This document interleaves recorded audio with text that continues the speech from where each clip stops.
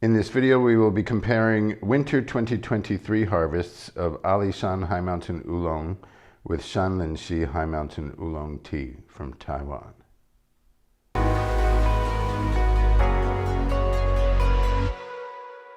We're here comparing our winter 2023 harvests of Alishan High Mountain Oolong Tea on my left and Shan Lin Xi High Mountain Oolong Tea on my right. These two high mountain tea growing regions in Taiwan are not very far from each other as the crow flies, so to speak. Alishan is the southernmost high mountain tea growing region in Jiayi County. The Tropic of Cancer runs directly through it, and it is said and agreed upon that the sunnier and warmer climate is what contributes to the character of tea that is produced there. So it has maximum exposure to the sun. It produces a more floral, light, more palate friendly, you could say. For newcomers to High Mountain Oolong, it's the most obvious profile overall of the three main high mountain tea growing regions. There is differences, of course, in who makes the tea and how they make it. We sourced our Alishan from our primary source, the couple that we like to go to the most for our Alishan High Mountain Oolong, as well as our Alishan High Mountain Jinshuan Oolong, a hybrid cultivar. And it's made, I would say, pretty standard high mountain tea in terms of its oxidation level. Our Shan Lin Xi High Mountain Tea is made by our friend who professionally processes tea in preparation to sell to competition players at the Lugu Farmers Association. So it is significantly more oxidized, not a whole lot, but noticeably in general. Our batch, the day that we get there's at least one batch that's made closer to high mountain tea standards, meaning that it's lesser oxidized than what this tea maker, who is highly in demand from competition players, normally makes.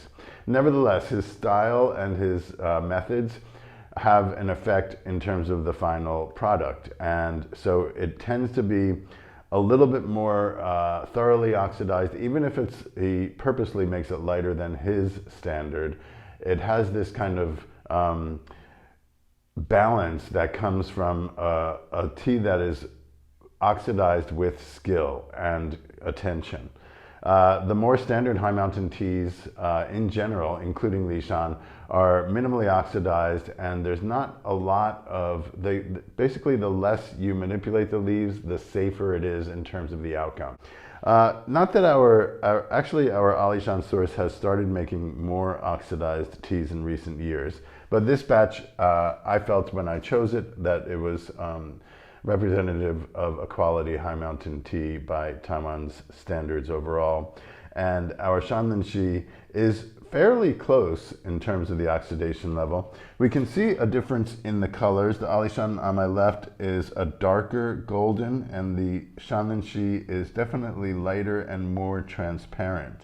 That clear, transparent, yet limpid and kind of luminescent quality is really indicative of a well-made tea. Not that the Alishan is not well-made, it's just more standard. It is clear enough. I can see clearly to the bottom of the bowl. I see some nice kind of glowing factor and the reflection off the bottom of the bowl. It's just a little bit more opaque and a little bit greener and darker. So I would say the Alishan visually is probably less oxidized, and perhaps when they made it, it was not as thoroughly dried, or the moisture wasn't removed from the leaves as uniformly as the Shan Lin Xi appears to be. Both of these teas, we had what I call dry roasted, for lack of a better term, meaning that from the factory, the bulk bag, we open it up and our local friend helps us to bake it at a low temperature, 70 to 80 degrees for 4 to 6 hours, to thoroughly remove any remaining moisture. So several days after the final product from the factory, the leaves are allowed to sit. Any moisture that was in the stems, theoretically at least, has redistributed through the leaf, at least to an extent, so that it's easier to remove by heat. So this convection oven that they roast tea leaves in at a low temperature, we're not trying to change the flavor of the leaves, we're just trying to get all that moisture out in order to give it a better shelf life. If there's moisture in the leaves, it will change rather quickly within a few months, even if it's vacuum sealed. So that is our goal, and it appears to work quite well. We've definitely noticed good results from doing this dry roast a week or two after the tea was processed. So we did that but for both of these. It does mellow it out at least immediately, but after the leaves are vacuum sealed again in small packets, they kind of, the aromatic compounds kind of resettle apparently by the flavor, by tasting it. That's the impression that we get, that after the dry roasting, it's kind of muted, and then after a few weeks of sitting, it resurfaces again, so to speak. After I brewed these teas, I did 7 grams of tea leaves in 150 milliliter tea judging cups with boiling temperature water for 2 minutes on the first brew and 90 seconds on the second brew. And then I took the leaves out and was able to smell the aromatic profile from the cups while they were still hot. And they both had this really nice, sweet, creamy quality in the aromatic profile. The Alishan was more floral, and the Shan Lin Xi was a little more savory herb in the more subtle notes. So they both had this kind of immediate, comforting, creamy, sweet quality, and then they were different from each other, one being a little more delicate and floral, and the other being a little more herbal. Enough speaking. Before I get into drinking, we'll quickly assess the visuals as it is done in a tea competition. First, the judges look at the brewed tea, then they look at the dried leaf, and then the brewed leaf. So the dried leaves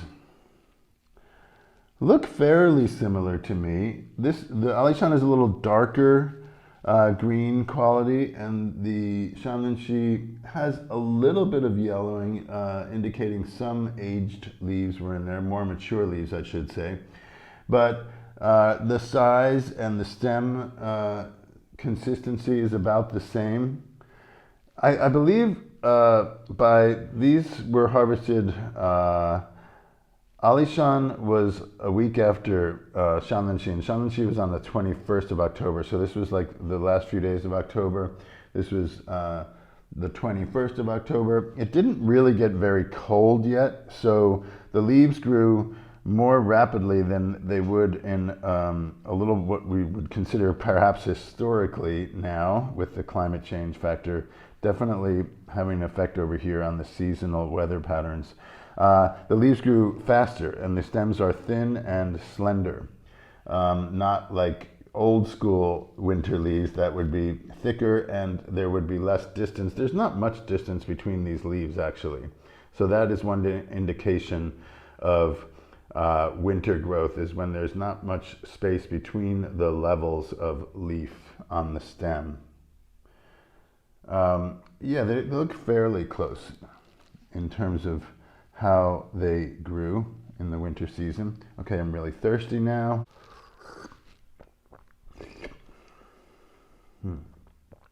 Yum. I haven't tasted either of these literally, I think, in almost 3 months.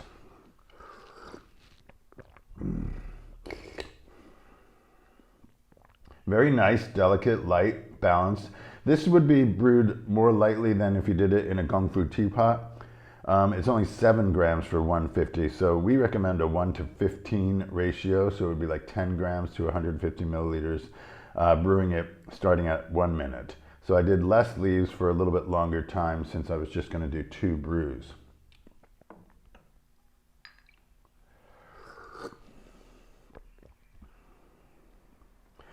Yeah, the flavor is kind of paralleling the aromatic impression I got.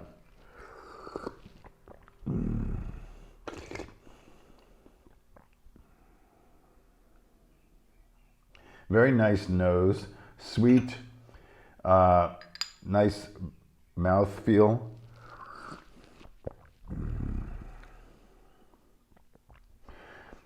Like I said, in general, I think these batches are indicating that general description. The Alishan is a bolder profile, more obvious, easier to taste, so to speak. And so it's more immediately appealing. It's definitely lesser oxidized as well. There is this green quality in there. It's not at all grassy, but there's a little bit of vegetal factor in there. And the Shan Lin Xi is just super balanced and subtle.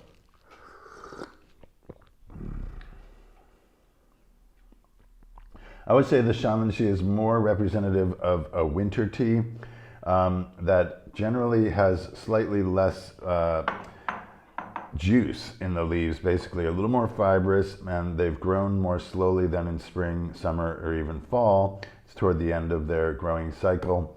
So there's this quality that comes out it's both distinctive, but it's subtle. It's not like something that grabs your palate, so to speak. It's something that grows on you slowly. I'm gonna go right to the second brew. Often the second brew is even more pronounced.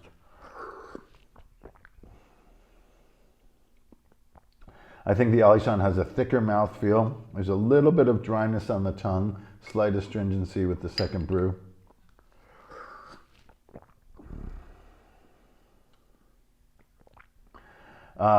Yeah, Alishan is a thicker, more viscous brew, more obvious flavor notes, sweet floral, a little bit of buttery pastry in there. The Shan Lin Xi is a little thinner in its mouthfeel, but it's Shan Lin Xi character. Shan means cedar. Shan Lin is cedar forest. Literally those three words, Shan Lin Xi, translate as cedar forest river. There's this quality of fir forest that comes through in the flavor profile. It's just, to put it in more simple terms, it has a savory character more than a sweet floral character. So in addition to the Alishan being a little greener and apparently just processed a little more minimally, the difference between those regions is that you get a more, what could be, kind of, if you're conjuring the climate, a sunnier climate, a little bit less fog. That's one thing in terms of the regions. Particularly our source of Shan Lin Xi is on the Big Wheel Mountain side of the whole mountain range, which faces north or northeast almost. So it doesn't get immediate morning sun. We were just up there yesterday looking at it from a ridge right across to where our sources farms are. And it was about 9 in the morning and they were just getting hit by sun then. There were other farms even further north that were still well in shadow. So it's a little bit more foresty and less exposed to sun. And this area, this particular mountain range, is usually shrouded in fog by early afternoon. So that mountainside where our farmers' plots of tea are, they get maybe 4 hours of sunlight a day. Depending if there's no fog, then they'll get 6 or 7. But when the fog comes in, that's so from 9 to 1 or something like that. And that really does have an effect on the quality of the leaf and what kind of flavors are produced from these leaves.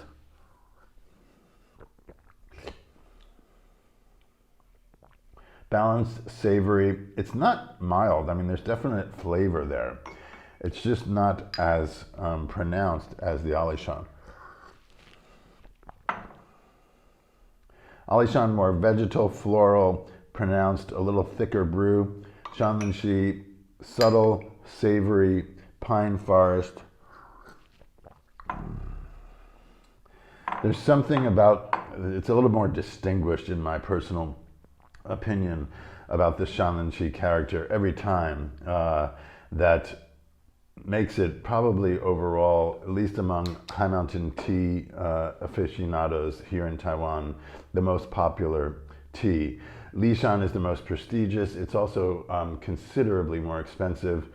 Alishan is overall on the international market and on the more pedestrian market, so to speak, in Taiwan, it's the name for High Mountain Tea. So it's the most famous name for people that have been drinking High Mountain Tea for decades. I think if they had to choose one, they might choose Shan Lin Xi, especially if they're not super rich. Okay, there we have it, winter 2023 harvest. We just put the Shan Lin Xi on the shelf last week because we got a very small amount. We could only procure a small amount, half of what we would have procured. This will be available until it runs out before the spring harvest that will be coming up in May. Get yourself some winter 2023 High Mountain Oolong Tea before it is gone. Thanks.